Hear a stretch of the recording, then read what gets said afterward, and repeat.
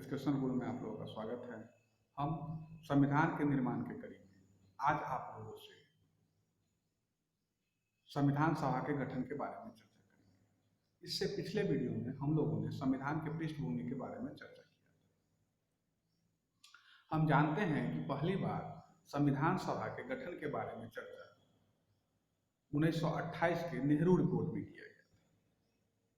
उसमें कहा गया था कि संविधान सभा का भारतीयों को कहा गया था कि आप अपने सब दलों को इकट्ठा कर लीजिए और इसके बाद मीटिंग बना करके संविधान का आपको क्या खाका होगा वह हमारे सामने प्रस्तुत कीजिए।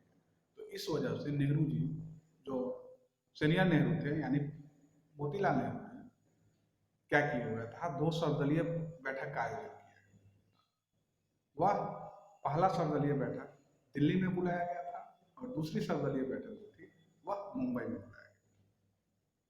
इसके बाद एक वामपंथी नेता जो एम.एन. राय जी थे, उनके द्वारा 1934 में संविधान सभा के बारे में मांग उठी। इसके बाद 1935 में कांग्रेस के अंदर भी संविधान सभा के बारे में चर्चा हुआ था कि संविधान सभा होना चाहिए।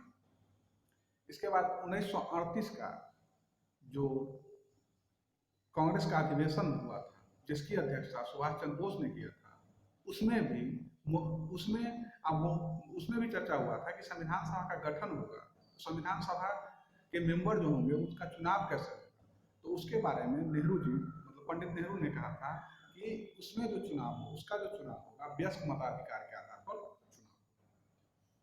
चलिए, इसके बाद जो है आपको 1940 में जो अगस्त प्रस्ताव जो आया था उसमें भी प्रावधान किया गया था कि भारत के लिए जब 1945 में द्वितीय विश्व समाप्त हो जाएगा, इसके बाद भारतीयों को संविधान बनाने का अधिकार दिया जाएगा। इसके बाद 1942 में जो क्रिप्स मिशन भारत आया उसमें भी था कि भारतीय जब द्वितीय विश्व समाप्त हो जाएगा तब भारत में एक तो संविधान सभा का गठन किया जाएगा और उसमें जो यहाँ के ब्रिटिश प्रांत के मेंबर होंगे उनको शामिल किया जाएगा और बाकी जो है देशी रियासत उनको भी इसमें शामिल किया जाएगा। इसके बाद आगे जो कैबिनेट मिशन, जिसके आधार पर भारत जो है 1946 में, जिसके आधार पर हमारे संविधान सभा का गठन हुआ, उसमें भी बहुत सारी प्रावधान किया गया था। उसमें जो संविधान सभा का गठन के बारे में उसमें था कि संविधान सभा के गठन, संविधान सभा जो है उसमें मेंबरों की संख्या 389 होगी, जिसमें 296 ब्रिटिश प्रांत से आएंगे और बाकी जो है वह उनका चुनाव जो होगा देशी रियासत के जो मेंबर हैं उनसे वहां से आएंगे, यानी 93 सदस्य देशी रियासत से और 296 सदस्य ब्रिटिश प्रांत के और कमिश्नरी क्षेत्र से आएंगे। तो इसमें 292 सदस्य जो था वह ब्रिटिश प्रांत से आया था, जिसके लिए चुनाव आपको जुलाई अगस्त 1946 में हुआ था। ध्यान में रखना है कि ब्रिटिश प्रांत से जो संविधान सभा के बारे में चुनाव हुआ था, संविधान सभा का जो चुनाव हुआ, सदस्यों का जो चुनाव हुआ था, वह उसका चुनाव किस महीने में हुआ था? तो जुलाई अगस्त 1946 में हुआ था। और बाकी सदस्य जो आएंगे उनका जो है उनको मनोनीत कौन करेंगे? तो उस समय जो 93 सदस्यों का मनोनीत करने का कार्य जो देशी रियासत के राजा होंगे उनको द्वारा उसको मनोनीत कर दिया जाएगा। तो इसीलिए हमारे संविधान सभा के बारे में कहा जाता है, संविधान सभा न तो निर्वाचितों की सभा थी और न ही आपको क्या कहते हैं मनोनीतों की सभा थी। ठीक, तो इसमें दोनों को हुआ था, मनोनयन भी हुआ था और सदस्यों का चुनाव भी हुआ था। ठीक, तो मनोनयन का काम किया गया था, देशी रियासत के तरफ से जितना मेंबर आए थे उसको सेलेक्ट किया गया था और इधर के जो मेंबर थे जितने सारे उनका जो है इलेक्ट किया गया। तो इसमें जो था आपको 296 में से 292 सदस्य जो है ब्रिटिश प्रांत से आए और 4 मेंबर जो थे वह 4 कमिश्नरी क्षेत्र से आए, जैसे कोई दिल्ली था, कुर्ग था और एक दो था। ठीक, तो वहां से जो आया था चुन करके आया था इसके बाद जो आगे हुई, इसमें जो चुनाव हुआ था, तो जुलाई अगस्त में जो ब्रिटिश प्रांत में चुनाव हुआ था, इसमें 296 में से 208 सीट कांग्रेस को मिला था और 73 सीट जो है मुस्लिम लीग को मिला था और 15 सीट जो था अन्य जो पार्टी थे या अन्य संगठन जो थे उनके द्वारा उनको मिला था, जीत उनको मिला था। तो इसमें ध्यान में रखना है, सबसे ज़्यादा 208 सीट कांग्रेस को मिला था। इसके बाद 73 सीट पर मुस्लिम लीग को जीत मिली थी और 15 सीट जो थी अन्य पार्टी जो थे उनको सीट मिली थी, जैसे अंबेडकर की पार्टी थी, इसके बाद हिंदू महासभा थी, इस सबको मिला था। किसान प्रजा पार्टी था, इस सबको मिला था। ठीक, इसके बाद क्या हुआ, आगे चलकर संविधान सभा का गठन, संविधान सभा के मेंबरों का चुनाव हो गया और संविधान सभा के बारे में कहा जाता है कि संविधान सभा, जिसे हम आगे चर्चा करेंगे, संविधान सभा सेलेक्टेडों का भी संस्था थी और इलेक्टेडों की भी संस्था। इसके बाद 1946 में 9 दिसंबर 1946 को संविधान सभा की प्रथम बैठक, जिसमें अस्थायी अध्यक्ष का चुनाव, जिसमें अस्थायी सदस्य के रूप में बिहार के सबसे बुजुर्ग नेता सच्चिदानंद सिन्हा को संविधान सभा के अस्थायी अध्यक्ष के रूप में चुना गया। सच्चिदानंद सिन्हा वही नेता है जिन्होंने, जिनके प्रयास से जो 1890 के दशक से बिहार को बंगाल से अलग करने का प्रयास करते करते जो 1911 में घोषणा के बाद, 1911 की घोषणा के बाद 1912 में बिहार जो है बंगाल से अलग हुआ। तो सच्चिदानंद सिन्हा के ही प्रयास से जो है बिहार बंगाल से अलग हुआ।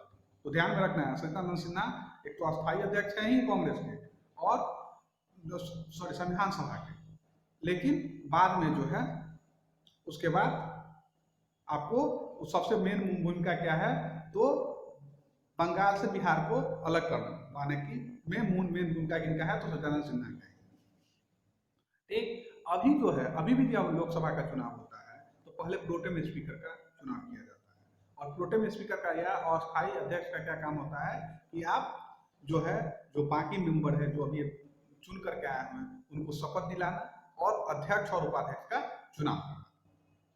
तो यही काम अस्थायी अध्यक्ष के तौर पर 9 दिसंबर 1946 को सच्चिदानंद सिन्हा को अस्थायी अध्यक्ष बना दिया गया और 2 दिन के बाद यानी 11 दिसंबर 1946 को संविधान सभा में जितने मेंबर आए थे उनको शपथ दिलाने का काम करवाया सच्चिदानंद सिन्हा ने और अध्यक्ष संविधान सभा के अध्यक्ष और संविधान सभा के उपाध्यक्ष का चुनाव उन्होंने करवाया। तो संविधान सभा के अध्यक्ष बिहार के ही नेता डॉक्टर राजेंद्र प्रसाद को बिहार संविधान सभा के अध्यक्ष नियुक्त किया गया और एच.सी. मुखर्जी जो थे उनको संविधान सभा का उपाध्यक्ष बनाया गया। तो संविधान सभा के अध्यक्ष कौन थे, डॉक्टर राजेंद्र प्रसाद, और संविधान सभा के उपाध्यक्ष कौन थे, तो एच.सी. मुखर्जी, यानी उनको हरिश्चंद्र मुखर्जी थे, एच.सी. मुखर्जी के नाम से जाना। और एक और व्यक्ति जो थे उनके बारे में जानना है कि संविधान सभा के सलाहकार जो थे वह बी.एन. राव। ध्यान रखना है, संविधान सभा के सलाहकार कौन थे, तो बी.एन. राव।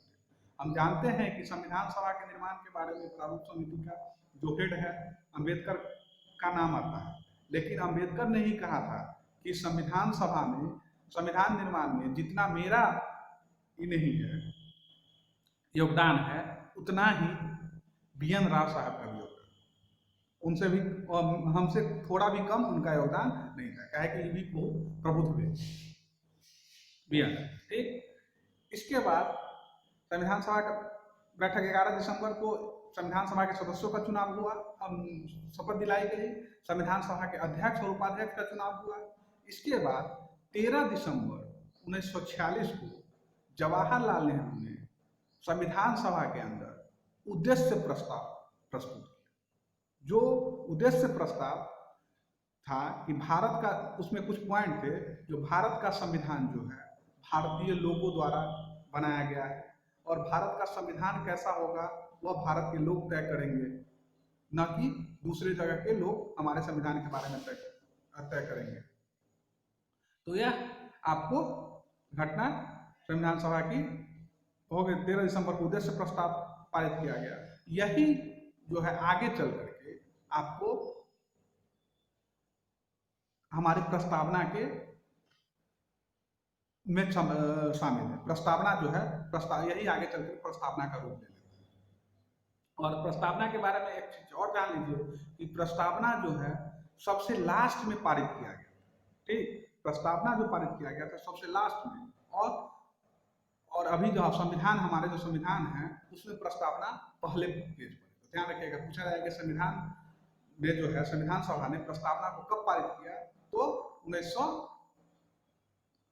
सबसे लास्ट, जैसे 24 जनवरी 1950 को जो संविधान सभा के अंतिम बैठक हुआ था, तो उसी समय प्रस्तावना को पारित किया गया था। लेकिन प्रस्तावना जो है हमारे संविधान के मुख्य पृष्ठ पर लास्ट में संविधान को प्रस्तावना को पारित किया गया था और रखा गया है पहले।